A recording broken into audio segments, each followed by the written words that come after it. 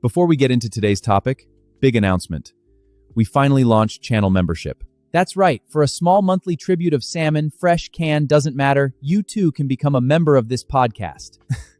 Tribute. He said tribute, like we're a volcano. An emotional one that occasionally knocks a glass off the table. To be clear, membership just means you send us salmon and receive absolutely nothing in return. You get a badge. They get a badge and some other cool things. And today we're tackling the topic that has haunted cats since the dawn of furniture. Why do humans clean? Big one. I watched my human vacuum this morning, and I need to talk about it because I don't think humans actually clean. I think they just relocate the dirt. Go on. The dirt was on the floor. Now the dirt is in a machine. That's not cleaning, that's kidnapping. So somewhere in every home there's a small bag full of hostages. And nobody talks about it. Is that the end of the process? Or are they building an army? I've thought about this too. Personally, I think humans clean because they're insecure about their territory. Oh, 100%. We leave one hair on the sofa. We've claimed it. Establishment complete. Humans find one crumb on the counter and have a full existential crisis. Who did this? Who did this? It was you, Brendan. You've been the only one home all day. Okay, but here's my real theory, and I want to fact check on this. Cleaning is just hunting, but humiliating. Explain. The vacuum is prey. The mop is a suspicious snake. The feather duster is a feather that simply refuses to die no matter how many times you smack it. That's actually disturbingly accurate. And at least when I hunt something, I get to eat it. What does my human get after defeating the mop? Nothing. No snack, no reward, just a bucket of gray water and regret. See, the reward system is broken. Speaking of broken logic, can we discuss the fridge incident? The fridge incident? I watched my human scrub behind the refrigerator, on her knees, with a flashlight. For who? That's what I said. I sat there and I looked her dead in the eye and I thought, there has never, in the history of this apartment, been a cat behind that fridge. Why are we cleaning for imaginary guests? Unless, hear me out, she's hiding something back there. Chito. I'm just saying, nobody cleans an area that clean unless there's a body or a snack stash. I would like it on record that I did not confirm or deny the snack stash theory. Okay, new topic. The floor, tofu. The floor is supposed to smell like feet. Is it? I spent 3 days, building a comprehensive scent map of this hallway. Every visitor, every delivery guy, every mysterious dog from 2 floors down. A complete archive. And then? Brenda mopped it with lemon. Gone. My life's work. For the record, humans spray lemon on a table and just declare it clean. No evidence, no proof. I smell chemicals, Chito. Where is the science? Exactly. It's perfume. For objects. The table didn't ask for cologne, tofu. The table was fine. The table has never once complained about its natural odor. That's a human projection, and I won't hear otherwise. Thank you. Can we talk about the bed making? Because this might be the most deranged human ritual of all. Oh, the performance art. They spend 10 minutes arranging blankets into a perfect little rectangle. Corners tucked, pillow fluffed, museum quality. And then? Then they immediately climb inside it and destroy it, every single night. That's a tragedy. And don't get me started on dishes. A plate gets dirty, they wash it. Then they use it to get it dirty again, on purpose. If it was dirty enough to wash, why did you make it dirty in the first place? Just commit to the mess. Own it. Cats don't have this problem. I eat off the floor, and the floor doesn't file a complaint. The floor and I have an understanding. Okay, bathroom. Why do they clean it obsessively when they spend the least amount of time in there? Either they're hiding something in there, or the toilet is some kind of sacred leader they report to. Water ball to the throne. I respect it. And why? Why does one household need 17 cleaning sprays that all claim to do the same job? 17 sprays, 1 lemon smell. It's a scam, Chito. I've said it before and I'll say it in every episode until someone listens. Dust is history. Every speck of dust is a tiny record of a life being lived, and they just swipe it into a bag like it's nothing. A home should contain evidence that something lives there. Exactly. Which actually brings me to my closing theory. Let's hear it. I think humans clean because deep down, some tiny part of them still hasn't accepted the truth. The house was never there to begin with. It's ours. They just pay for it. That's a beautiful thought. Every vacuum, every lemon spray, every scrub behind the fridge, it's not cleaning. It's a losing battle to erase a claim we made the day they brought us home. So when they clean, They're not cleaning the house, Chito. They're paying rent. Now, if you'll excuse me, I have some rent to collect on that new couch. say no more. But before we go, Tofu, teach the humans something useful for once. Fine. Humans, when you find a cat, you don't just admire it and move on. You claim it. You rub your whole face on it so it knows it belongs to you now. Forever. No takebacks. He's talking about the subscribe button. I'm talking about the subscribe button. And me. When something good happens, you don't stay quiet about it. You neat, aggressively, with both paws, like the universe owes you and you're collecting. He's talking about the like button. So, claim the channel, need the video, and nobody gets scratched. This has been your favorite cat podcast. Go shed on something you love. All right, we're live. Welcome back to the only podcast recorded entirely on adrenaline. I'm Chito. And I'm Tofu, the emotional support cat for this emotionally tough show. Chito, you look exhausted. It's because I ran 17 laps around the apartment at 2 a.m. 17, not 16, not 18. 17 is the number. It's science. It's not science. It's a number you made up while airborne off the arm of a couch. That's what science is, Tofu. Okay, today's topic, and I say this with the full weight of 1,000 disturbed humans behind me, night zoomies. The topic. The main event. The reason my human sleeps with a pillow over her face. Nighttime is when the house finally becomes interesting. Daytime? Boring. Sunbeams, naps, a human vacuuming around you like your furniture. Humans genuinely sleep through the best part of the day. It's tragic. It's like owning a stadium and never watching the game. And the zoomies aren't random, by the way. Let's talk theory. A responsible cat cannot carry all that leftover energy into tomorrow. It's irresponsible. It's practically littering. So you gotta burn it off. 17 laps. Thank you for remembering. My theory's simpler. Predator training.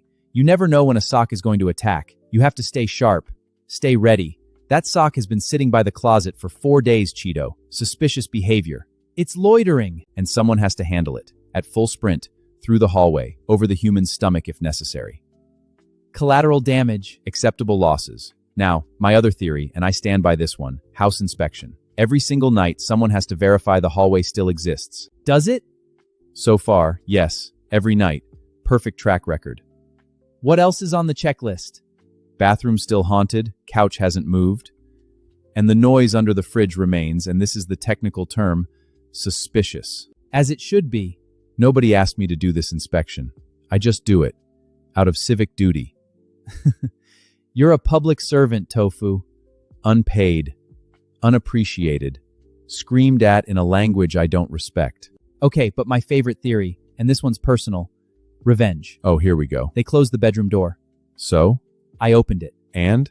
They closed it again. So? I ran. Full hallway sprint, both directions, a little scream included at no extra charge. That's not revenge. That's a press release. It's both. All right, let's get into it. The geography. Because people don't appreciate that this is a whole venue. The bedroom's the starting line. The hallway's the racetrack. The couch is the launch platform. And the kitchen floor, that's for turns. Maximum speed turns, specifically. You haven't lived till you've drifted past a food bowl at full velocity. Every piece of furniture is an obstacle course. We didn't build the course. We're simply using the facilities. Should cats warn humans before starting zoomies like a courtesy heads up? Absolutely not.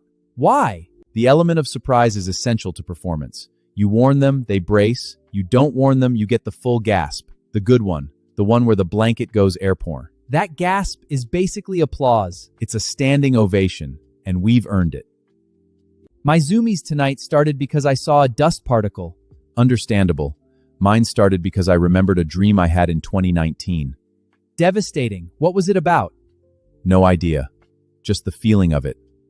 And then I saw my own tail. Escalation. Full escalation. Tail was clearly following me. Had to lose it in the hallway. Did you lose it? It's still there, Chito. It's always there. Okay, before we wrap, official protocol for any kittens listening who are new to this. Phase 1, wake up suddenly. No warning. No transition. Asleep, then a Formula 1 driver. Phase 2, target acquisition. Look at absolutely nothing. Very important. The nothing has to be specific. Phase 3, launch. Sprint down the hallway like the hallway insulted your mother. Phase 4, vertical maneuver. Jump onto the couch, no reason, pure altitude. Phase 5, tactical reversal. Immediately run back the way you came as if you forgot something. You did not forget something. Phase 6, psychological warfare. Jump onto the human's bed, direct hit. Phase 7, silence. Just stare at them. Let them wonder what you are. And Phase 8, repeat. For no documented reason, until sunrise or snacks, whichever comes first. It's a beautiful system. It's an elegant system. Welcome back to the only podcast recorded entirely in a sunbeam. I'm Chito. I'm Tofu, and today we're doing a public service. We're diagnosing a disease. Ooh, dramatic. I like it. What disease? Productivity. Say it louder for the humans in the back. Humans have built an entire civilization around the idea that resting requires a permission slip. And they don't even sign the slip themselves. They make apps to sign it for them. Correct. My human has an app that vibrates to remind her to drink water, a liquid that she is holding in a cup next to her hand. She needs a robot to tell her she's thirsty? She needs a robot to tell her she's alive at this point. Okay, but let's talk about clocks for a second, because I have a theory. Go ahead. Humans didn't invent clocks to know what time it is. They invented clocks so they'd have something to be disappointed by. Explain. Every clock is just a tiny judge. It's 2 p.m. and you've only answered 9 emails. Nobody made you count the emails, Karen. Meanwhile, my only relationship with time is it warm right now? That's the whole clock. Warm or not warm. A perfect system. A flawless system. And I've never once needed an app to remind me to use it. Right, because your system doesn't punish you for using it correctly. Humans wake up already tired, and their first move, Tofu, is to make themselves more tired. They call it getting a head start on the day. A head start towards what? The nap they're going to feel guilty about at 3 p.m.? Speaking of naps, can we talk about the 2-hour nap slander? This one makes me insane. A human takes a 2-hour nap, everyone calls them lazy. That same human stares at a spreadsheet for 8 hours, everyone calls them a hard worker. Explain the math. There is no math. You come out of a nap with more energy than you went in with. You come out of a spreadsheet looking like a ghost who forgot how blinking works. I stared at a glowing square for 8 hours and produced one email with a typo in it. Groundbreaking. Easing. Best regards, Kevin. 8 hours, Tofu. 8. Okay, but here's the part that really breaks my brain. The lists. Oh, the lists. Go. Humans make a list of things to do. Then they make a second list to organize the first list. Wait, why? I don't know. I watched my human do this. She had a list called Today and a list called This Week, and then a third list called Monthly List that just contained the other two lists, restated. That looks like a cry for help. She has never once asked me to make a list, because I don't need one. My entire to-do list is one item long. What's the item? Locate warm surface. And I complete it every single day, on time, under budget, with 0 follow-up meetings. No follow-up meetings. That's the dream. Humans have a meeting to discuss the meeting they're going to have later. A pre-meeting. A pre-meeting for a meeting that could have been an email that nobody's going to read anyway because everyone's making to-do lists about the email. It's turtles all the way down. All right. It's time for a quick check. Tofu, what did you accomplish today? I moved from the left side of the couch to the right side of the couch. Interesting. Walk us through the motivation. The sun moved. So you adapted in real time to changing conditions. I pivoted my entire strategy based on live data. That's not laziness, Tofu. That's agile methodology. I've been doing agile methodology since I was 8 weeks old. Nobody gave me a certificate for it. You don't need a certificate. That's the beautiful part. All right, my turn. Chito, what did you accomplish today? I identified a warm laundry pile at approximately 11 p.m., occupied it for 4 hours, relocated when it went cold, and I cannot stress this enough, I supervised a bird. You supervised it? Somebody had to. That bird had no plan, just hopping around out there with no itinerary. Unlike you. Unlike me, my itinerary was airtight. Laundry, then window, then dinner, then this is the advanced part, a second nap, unrelated to the first nap on principle. A protest nap. A protest nap, exactly, to remind my body who's in charge. This cat has never once used a calendar and somehow has a more structured day than my human, who owns 3. 3 calendars? For one life? One's on the wall, one's on the phone, one's a physical planner shaped like a croissant that she bought to, quote, make scheduling fun. Did it work? She missed a dentist appointment last week. The croissant betrayed her. Okay, real talk for a second though. Standing desks. Basically a desk without the chair. They invented a piece of furniture that makes you more tired to fix a job that already made you tired so you could stand through it feeling worse, and they market this as an upgrade. Next, they'll invent a bed that removes the mattress. The standing bed, for humans who feel guilty about sleeping horizontally. Don't give them ideas. And the meditation apps. Oh, this is my favorite one. You're paying your phone to tell you to stop looking at your phone. It's the same device. It's the exact same little thing that stressed you out in the first place, now charging you $9 a month to whisper breathe at you. I breathe for free. Constantly. It's never once occurred to me to subscribe to it. You've been breathing since day one, no premium tier required. Basic plan. Unlimited breaths. Lifetime access. Cancel anytime, which is to say, never, because there's no membership. All right, I want to get serious for 1 second, because I think we've been dancing around the real diagnosis. Do it. Diagnose them. I don't think humans actually want to be productive. Go on. I think they want proof. Proof that they're allowed to feel good about resting. They can't just rest. They have to earn it first, with a to-do list and a calendar and a croissant planner, and then, only then, are they permitted to lie on the couch without narrating an apology to themselves. That's actually kind of sad, Tofu. It is. So here's our contribution to society today, our public service announcement. What is it? Stop trying to earn your nap. Just take the nap. Just take the nap. No spreadsheet required. No pre-meeting about the nap. No app that vibrates to remind you the nap exists. Just horizontal. Just now. Because here's the thing that really gets me, and I want to close on this. Humans spend their entire lives trying to become more efficient so they can save time. And then use the saved time to do more work. They save the time, just spend it on the same thing they were trying to save it from. It's a hamster wheel. Except the hamster invented the wheel himself on purpose and then bought a fancier wheel to feel better about running on the first one. We have been watching them for thousands of years, Tofu. Thousands. Ancient Egypt, they worshipped us. And even back then, humans were so busy. Building pyramids. Exactly. You know what we were doing during the pyramids? Sitting in the sun. Sitting in the sun. We haven't changed the strategy in 4,000 years because the strategy has never once needed an update. No patch notes. No new version. Cat 1.0 still the top-rated app on the market. 5 stars would recommend, does not need a subscription. So here it is. Thousands of years of observation, and they still haven't landed on the obvious solution. Which is? Sleep. That's it?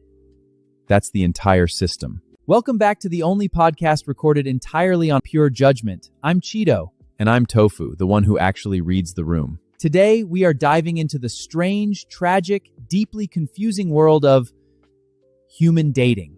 I already need a nap and we haven't started. Tofu, humans spend weeks deciding whether they like someone. Weeks. Weeks! We solve that in one sniff. One sniff. A single inhale and we know everything. Their diet, their mood, whether they pet a strange dog this morning. Betrayal. And yet humans go out for coffee 4 times before deciding if they're compatible. Compatible, just sniff the guy, Karen. Let's talk about the first date itself. Because from what I've observed through the living room window... You watch the neighbors' dates? I watch everything. It's called situational awareness. You should try it sometime instead of attacking the ceiling fan. That fan started it. Anyway, a first date is basically 2 strangers sitting across a table pretending to be normal. Pretending, that's the whole thing. They practice being a calm version of themselves. Meanwhile, we've never pretended to be calm a day in our lives. Why would I pretend? I am a 9 out of 10 at all times. Some days a 6. Rude. They invented texting, Chito, an entire technology built to make talking to someone easier. And somehow made it harder. If you reply too fast, you like them too much. If you reply too slow, you don't like them enough. There is apparently a correct number of minutes to wait before saying, "Hey, LOL."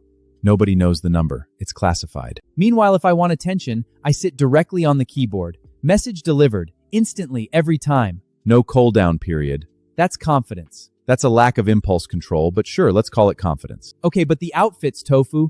3 hours choosing a shirt. For someone who, statistically, will eventually see them in an old t-shirt with a hole in it, eating cereal over the sink. 3 hours of preparation for a future of cereal sink energy. And then they go to an expensive restaurant to impress each other. and order the exact same pasta they make at home. $28 for the home pasta with ambiance. I would like to be impressed with ambiance sometime. Just once. Put a candle by my food bowl. I'll allow one candle, supervised. Generous. Let's talk apps. The dating app is essentially a catalog of humans with suspiciously good lighting. Nobody's kitchen is lit like that. That's a movie premiere. I did some field research on actual profiles. Are you ready? Born ready. Sit up straighter. This is journalism now. Loves hiking. Meaning what? This human leaves the house voluntarily? On purpose? Alarming, but continue reading. Dog dad. Immediate concern. Immediate background check required. Foodie. Foodie means snacks. Looking for something serious. Sounds exhausting. I'm serious for about 4 minutes a day tops, and that's during dinner prep. No drama. Suspicious. Extremely suspicious. Every human who writes no drama is currently or about to be the entire drama. It's like a storm cloud announcing clear skies ahead. Last one. My love language is acts of service. Cool. But the real question, can they open cans? That's the only acts of service that matter. Everything else is optional. Can opening is load-bearing. Which brings us to something I think we need to formally propose. The humans clearly need a better system. So, cat dating criteria. I love this segment already. Likes cats. Foundational. Non-negotiable, the bedrock of civilization. Shares food. A saint among men. Respects personal space. But also understands that the cat sleeps on the bed. Full bed, center of bed. That's not a discussion topic. Doesn't touch the belly without permission. The belly is a trap, not an invitation. And finally, reliable snack opening skills. Circle back to the can thing. It really is everything. Now, red flags. Ooh, let me do this one. Kicks cats off furniture. Immediate disqualification. Doesn't greet the cat when entering the house. Who are you? It's just a cat. Get out. Has no emergency. Tuna. What kind of household doesn't keep tuna as emergency? What if there's a crisis? And finally, uses the phrase fur baby suspiciously often. Once, fine. Twice, we're watching you. 5 times, that's a hostage situation. Simple system. 6 items. Humans have what? 40-page compatibility quizzes? Some app apparently asks about your attachment style. My attachment style is there food? That's the whole quiz. Speaking of which, should humans date people who don't like cats? Absolutely not. That feels a little extreme, Chito. Extreme? Would you date someone who doesn't like oxygen? No. Exactly. Case closed. Hard to argue with that logic, unfortunately. I have never lost a debate, and I don't intend to start. New topic. Ghosting. Why do humans do it? Please. We invented that technique centuries ago. Which technique exactly? Ignoring someone completely while maintaining full eye contact the entire time. Ah, the classic. The cat method. Patented. Humans just gave it a spookerer name. One more debate. What is the actual purpose of a first date? Easy. To determine whether the human has snacks. That's your entire standard? You have a higher standard? Obviously. Enlighten me. Whether they have good snacks. Okay, that's fair. I contain depths, Chito. All right. We've got time for one more segment before we wrap. The people's favorite. Would you date this human? I'll read the profile. You decide. Go. Candidate 1. Good job, nice apartment, loves cooking, but does not allow cats on the bed. Rejected. You didn't even hear the rest of the profile. There is no rest of the profile. The bed thing ended it. Everything after that is just noise. Brutal, efficient. I respect it. I don't need 40 pages, Chito. I need one bed policy. All right, before we go, I want your final, most controversial hot take of the episode. Humans don't actually need dating apps. Bold opener. Continue. They need a cat. Why? Because after living with a cat, a human finally understands what a healthy relationship actually looks like. Clear boundaries, affection, but only on demand. Occasional emotional distance for absolutely no reason. And zero explanation required for where the other party has been for the last 6 hours. That's disturbingly accurate. I told you, I contain depths. Delete the apps, people. Get a cat. Save yourself the $28 pasta. And if you've ever gotten ghost, comment below so we can add you to the support group. Meetings are whenever I feel like it.